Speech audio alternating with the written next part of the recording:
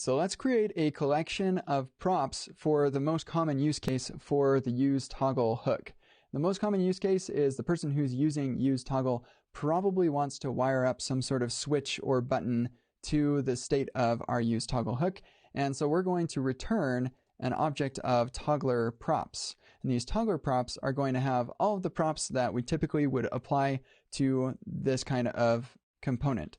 So we're going to say aria pressed for our accessibility friends, and on click will be toggle. So when the user clicks on it, we'll set the on to the opposite of whatever it is currently.